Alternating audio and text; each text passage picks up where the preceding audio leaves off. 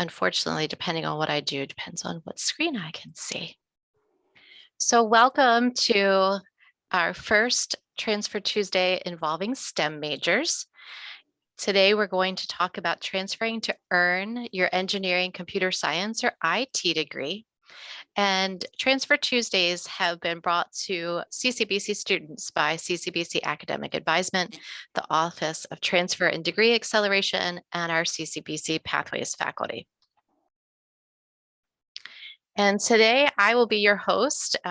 Miss Ann Gamble could not make it, but I'm Courtney Topolsky, the Assistant Director of Student Services on the Dundalk campus, and many students know me as the former transfer coordinator on our Essex campus.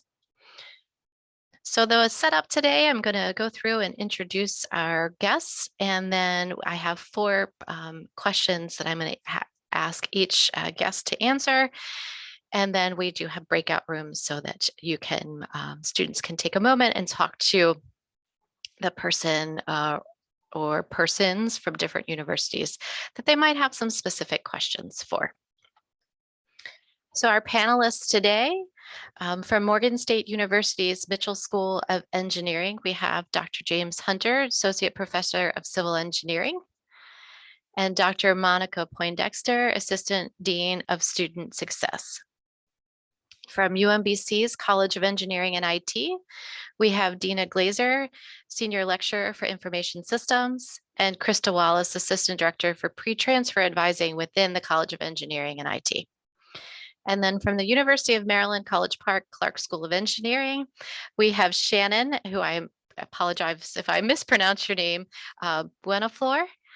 And she is the Assistant Director of Transfer Student Advising and Admissions. And if you heard me earlier, I said, Shannon, how do you pronounce your last name now? Because for years she was Shannon Hayes. And that I could say without any problem at all. So we will go through this order as we go through the questions. So we'll start with Morgan State, then do the programs at UMBC, and then engineering at University of Maryland. Okay. So the first question, provide a brief overview of your program or programs, majors. So good afternoon, everyone. At Morgan State University, we have departments and we have 5 programs. And so I'm going to let Dr. Hunter talk about civil engineering since he's out of that department. But we have industrial engineering, industrial and systems engineering. We have electrical and computer engineering. We have a new program that's called mechatronics engineering. We have transportation systems, which is in the transportation department, and we have transportation engineering, which is also in the transportation department. Each of these departments have different things that are unique about them. We have a robust group of students that are seeking degrees out of all of those departments. And I'm going to let Dr. Hunter tell you a little bit about the civil engineering department. Well, so civil engineering, that's my area. We basically focus on civil infrastructure. So anything that deals with our roads, our bridges, our water distribution systems, our transportation systems. This is our area of study. My area in particular is in environmental engineering and water resources, and I focus very much on green infrastructure and stormwater management for the classes that we teach. So for our infrastructure programs that Dr. Poindexter is telling you about, we are basically all in one building. We have 2 different buildings for our engineering programs. The building that you see behind me is our Center for the Built Environment and Infrastructure Studies. So our programs in civil engineering, transportation, but also our School of Architecture and Planning, where we have construction management. All of those programs are within that building that you see behind us. Thank you so much. And the folks from UMBC, we can start with Dina with information systems. Sure. Good afternoon, everyone. Information Systems Department is part of College of Engineering and Technology, Information Technology. And we have two majors. We have a major called Information Systems and a major called Business Technology Administration. So both majors prepare students to work in the information technology field. Business Technology Administration major is not a business degree, but it is a technology degree that prepares students to work in more management positions. It's less technical than information systems. It's an interdisciplinary degree that includes skills in computer systems and office automation, management courses, as well as accounting and economics. And information systems degree also includes programming and more advanced courses in databases, network administration, and decision support systems. Many students ask how information systems degree is different, for example, from computer science.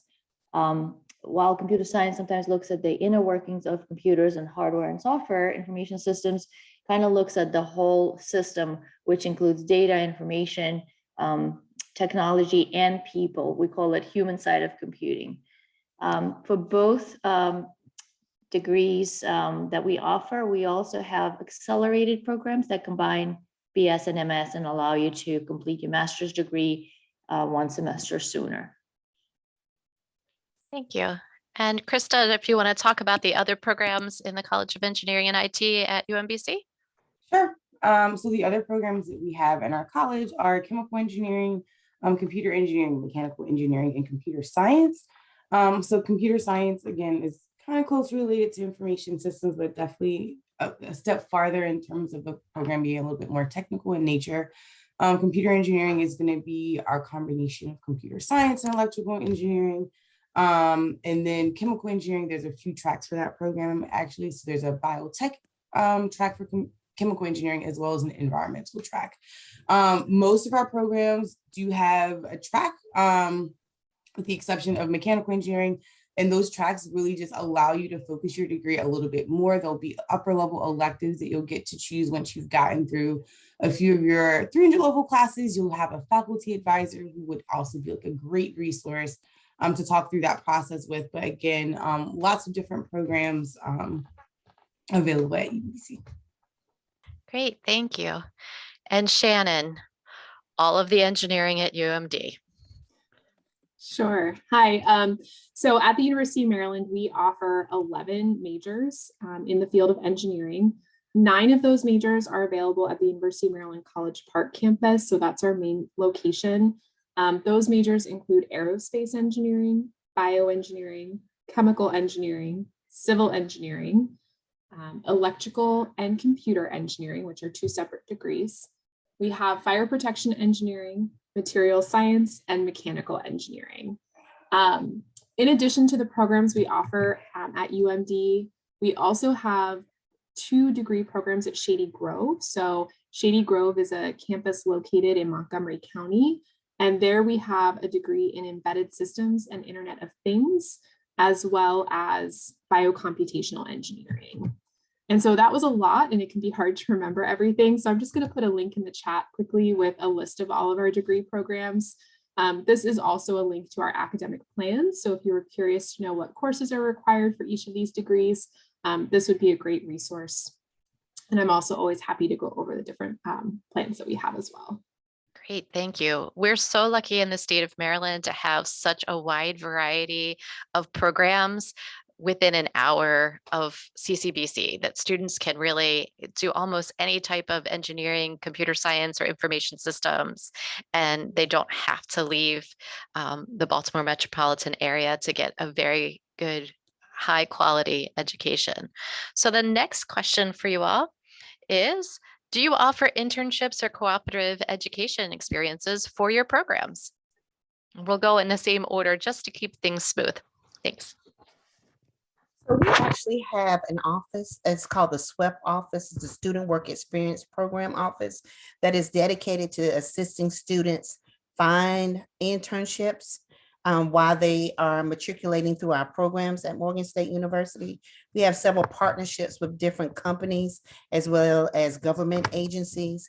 And so one of it, although it is not required by our programs to have a co-op or internship, it is strongly encouraged. And so we have over 70% of our students who actually intern in their majors based on the assistance from that office. And we also have faculty that are dedicated to assisting students find internships or research opportunities at the university in the School of Engineering. That's fantastic. Dr. Hunter, I'm going to put you on the spot for just a moment. Can you give me an example of where your students might be going to have those experiences? Yeah, I mean, our students are all over the place.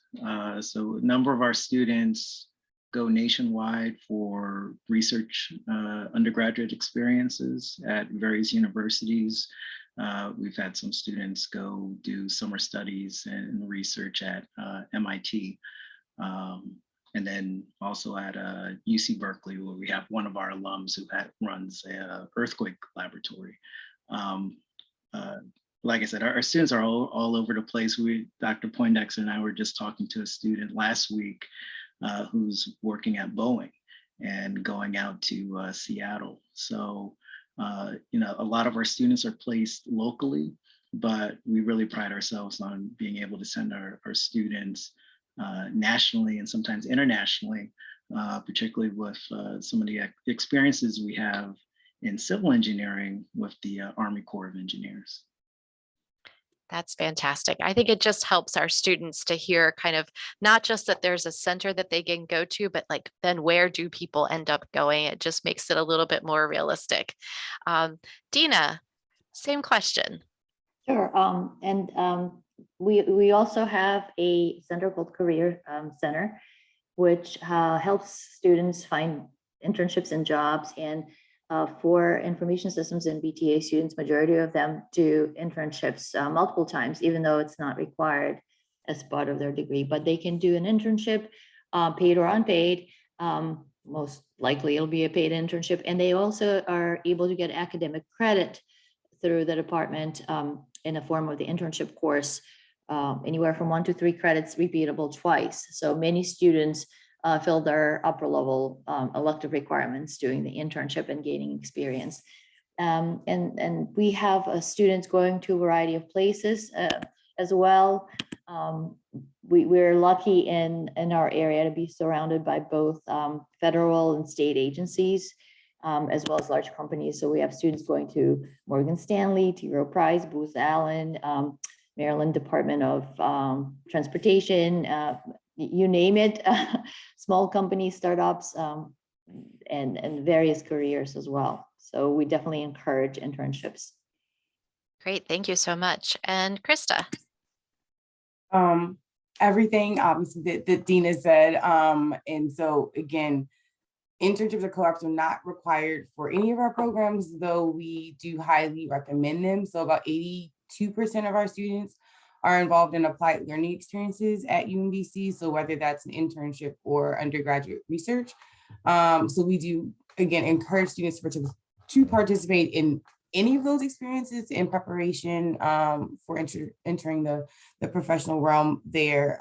So again, there's a career is there like a career liaison in our career center that's designated for each major. So there's someone that is familiar, you know, with students that are in the program that you're going to be in and can definitely guide you in terms of helping you prepare your resume. There's like workshops that are offered. We do also have like a lot of companies actually come to campus and hold like coffee chats and like meet and greets. There's also companies that have offered interviews for current students while on campus. So a lot of different opportunities available through our career center.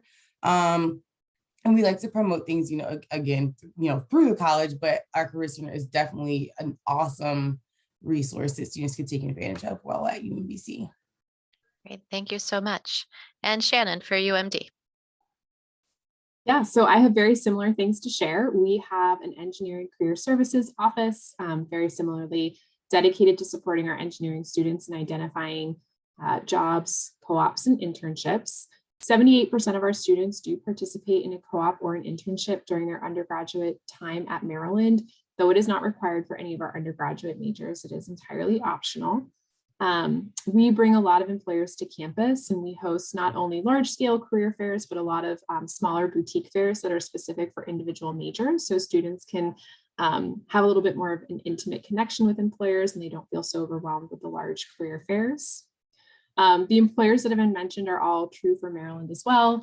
Our graduates tend to go to places like Northrop Grumman, Boeing, the US Food and Drug Administration, Deloitte. We do on our website, we publish the top 10 employers for each of our majors. So if you're interested in learning more about where other students in your same major have gone, you can definitely check that information out. It breaks it down by discipline. Students stay within the state, but they also go both nationally and globally across the world, depending on their interests. That's awesome. Thank you. And the reason we want students to think about internships and co-ops is that if you've completed your associate's degree and you've transferred, then you should be hitting the ground running, talking to your advisor and the career services team at the university of your choice about what type of internship and co-ops situations or research, undergraduate research are available to you so that you're getting those experiences. For some folks on here, they know my history. Before I was at CCBC, I was an engineering advisor at UMBC. And so, one of the things that I always told my students is a 4.0 is great, but a 4.0 with no work experience, I knew that our employers were going to take the 3.8 who'd had an internship. So it's really important to try to get, if you can, and I understand that life can sometimes throw folks some curveballs as well, but to get some of that experience in your field. So our next question, and I believe Dina already answered it for information systems, but we'll make sure she has a chance to cover it again, is do you offer an accelerated BSMS? And for students to know, that is where usually in your senior year or the last 30 credits, you can start taking credits towards your master's degree as well. And so this is a great option for many students, but not all programs offer it. So again, we'll start with Morgan State. So yes, we do offer 4+1 programs in electrical and computer engineering. We're looking at offering it in the other disciplines, which would be civil engineering, industrial engineering, and transportation. Mechatronics is a new program, and so we are not going to offer that program at least for another 2 years. Thank you. And Dina, do you have anything to add about yours? And you're currently muted. Sorry, I keep forgetting to mute and unmute.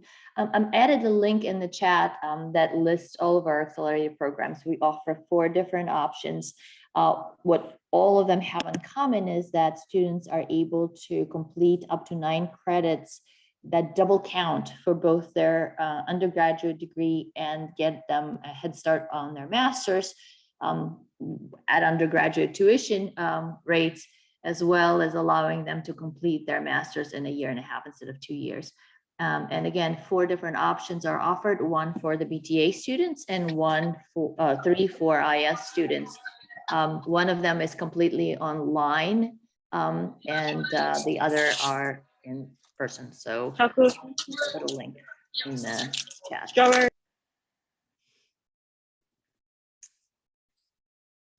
Great, thank you. And Krista? Yes, so the programs kind of function exactly as Dina mentioned for all of our programs, but we do have them in computer engineering, computer science, a chemical, biochemical, and environmental engineering program, cybersecurity, which we don't have as an undergraduate program, but it is a graduate program that you could do that BSMS in. There's an engineering management, human-centered computing, information systems, mechanical engineering, and systems engineering. So lots of different options. And as a transfer advisor, I always recommend that students explore the BSMS options. if you've been in school for a few semesters, like what's a few more to get a master's degree, especially if you can get them done while working on your undergraduate coursework and finishing up your bachelor's degree. It's a great opportunity to take advantage of. So again, highly recommend looking into it. I did pop a link in for the information for our accelerated master's programs. So please check that out. And I'm always happy to answer any other questions. Thank you, Krista. And Shannon for Maryland? Yes, so all of the degrees that we offer at the University of Maryland College Park, so those are the 9 degrees from aerospace through mechanical, those do all offer the BSMS option. So students have the opportunity to pursue graduate level coursework during their final year at the undergraduate level and then transition into the master's program. The embedded systems and biocomputational engineering degrees at Shady Grove are new, both within the last 2 years. And so we do not have that option for those 2 degree programs at this time. But we do have a number of master's degree options. So students who pursue one of those degrees who want to transition into a graduate program could certainly do that either with us or with one of our colleague institutions here. So there's lots of opportunities in the state to pursue a graduate degree.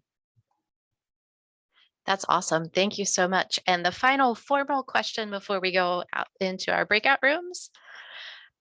Are there any common pitfalls that you would like a prospective transfer student to know? And this, I think, often depends on the school. So for example, one of the big ones, and I'm going to throw UMBC out there, is that they have a world language requirement. And so sometimes that's a pitfall in a conversation I have with my students. But we'll start with the folks, Dr. Hunter and Dr. Poindexter from Morgan State.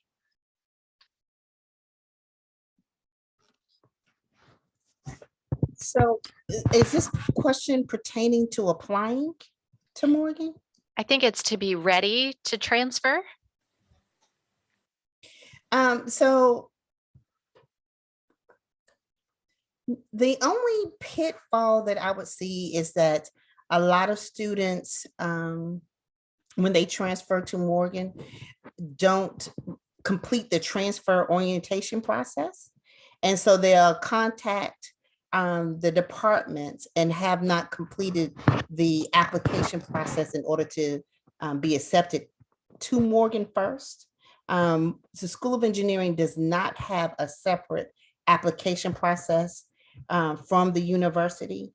And so I would encourage students to complete the Morgan application first and all of what is required in terms of their orientation process, and then to make sure that they get their transcripts in on time, and then they will be triggered to be on my list and Dr. Hunter's list so that we can advise them properly so that they can complete their degree on time.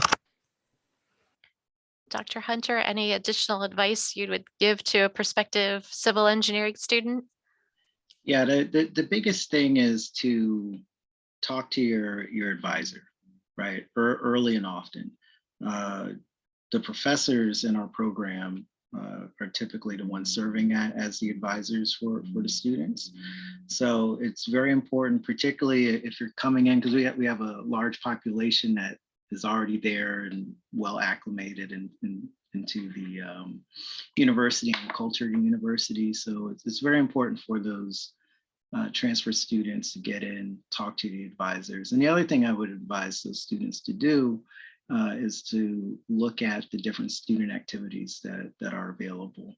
So we have a number of student groups. I would say get involved in those groups because that's where they're going to make contacts with students who are already in the program, but also be able to start to network with the other professionals who are often mentoring our students.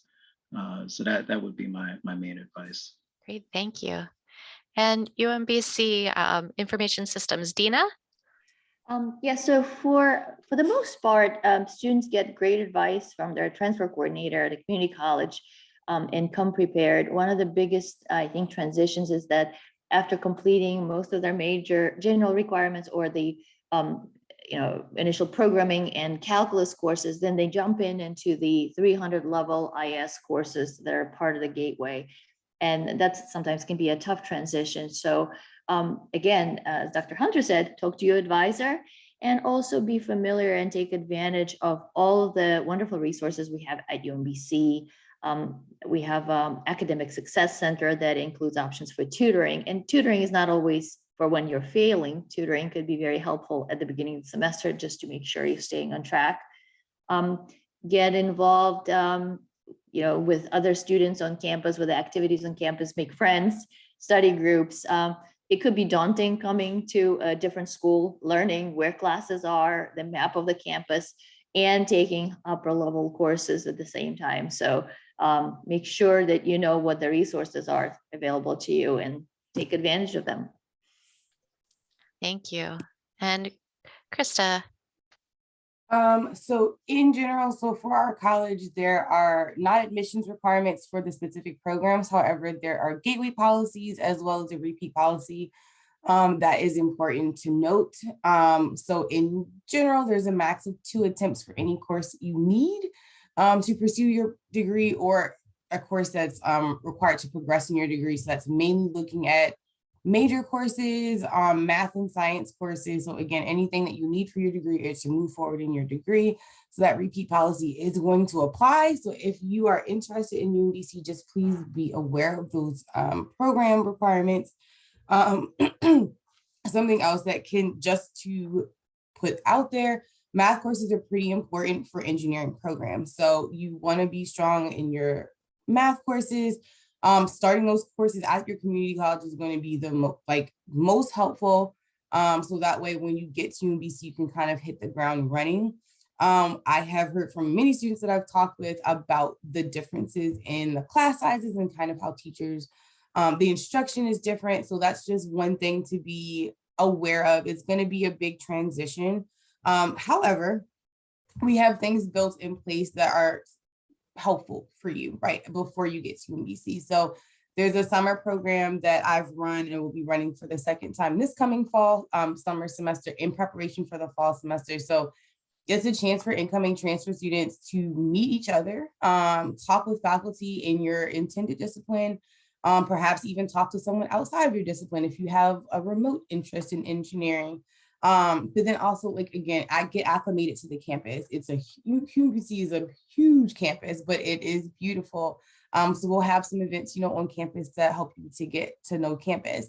And if you don't participate in a summer program, then you can register for a TRS class. So they are transfer student seminars that we offer for computing and engineering. We also, so there's a computer science information system section, and there's an engineering section for chemical engineering, mechanical engineering, and then computer engineering kind of gets mixed in to computer science. But they're 1-credit classes that anyone can take.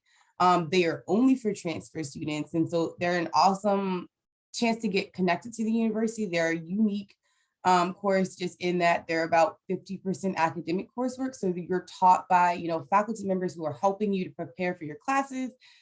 They may even be teaching a class that you're in and that semester. And then on the other side, it's transition coursework, which I teach. And that's helping you to get, your feet steady at UMBC. So we do academic planning, and we do some applied learning interests, and we do career preparation and all sorts of things. So it's a great class that exists, again, solely for transfer students at UMBC. We like to have a good time in there. The class is really meant to support you, but it's something you can take in your first year. So I also offer pre-transfer advising. So if you are interested in coming to UMBC, participating in pre-transfer advising can also be very helpful, just to help you see where your classes are going to place and how many classes you might have left, and if there are classes that you should take before you get to UMBC. So lots of different resources available, and I'll pop some links into the chat for you all to check out. Great, thank you so much. And Shannon with University of Maryland. Sure. So the Clark School of Engineering is a limited enrollment program. And so transfer students do need to meet our gateway admission requirements in order to be eligible for admission. So it's always good to be aware of the requirements for transfer for any institution that you're thinking about.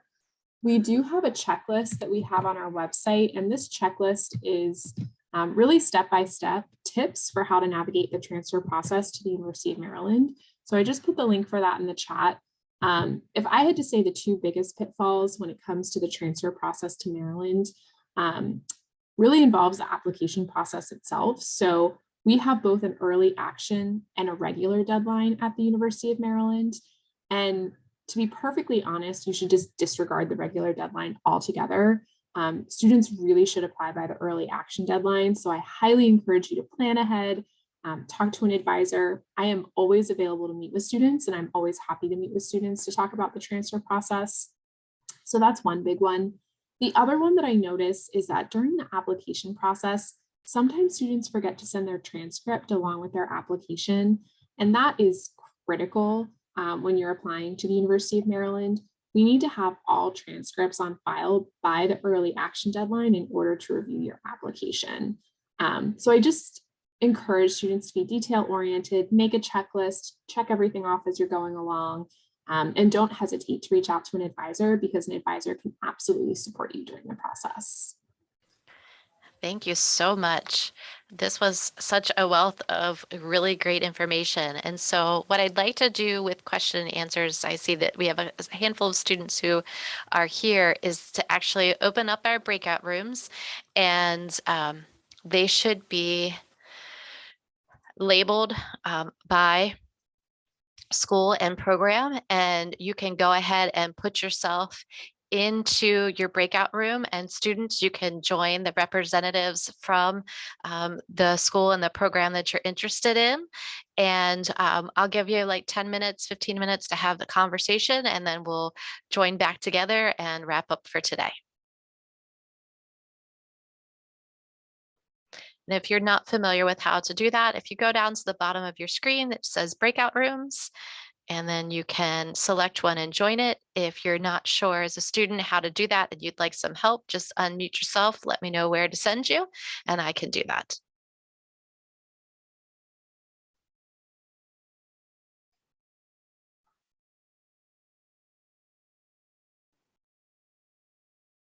Well, that was very informative. Thanks.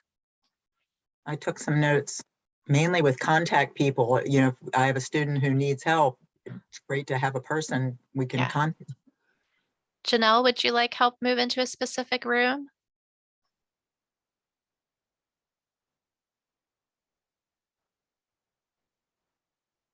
Or student whose last name is Aina, do you need help move into another room? I can just send you to a room. That'd be fun. See where you end up.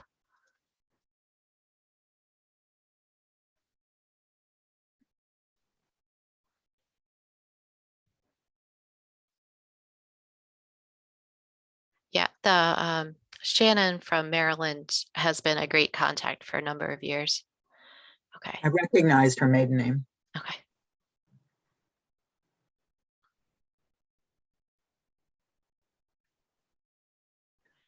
All right. I was told we had students. Yeah, so the one is in with Maryland, one is in with UMBC Information Systems, and then Janelle's still hanging out here with us. And I'm glad to move her, but I'm wondering if maybe she had to step away from the computer for a moment. So I just wanted to thank you all again for participating today. We've had several students have come in and out. I will be posting the recording of this. Basically, we have a YouTube channel that we can post things on, and then send the link out for students who weren't able to visit with us today to be able to get the same information. I really appreciate our representatives from the faculty and staff across our partner universities for joining us today, and taking time out at the end of a very busy semester. We're hoping at CCBC to continue to do Transfer Tuesdays. We've already decided, for example, with business, we did a session earlier this year. We already have a date for the fall for them, and we're actually going to move it to a morning that corresponds with the time where we've got Management 101, Econ, and accounting classes. So we're looking to hopefully continue to do these types of 35, 45-minute outreach where students can get to know some folks, get to know the options in a non-threatening no non-pressure kind of way. And I truly, truly appreciate you all joining us today. Any last words of wisdom that you would like to share with our students?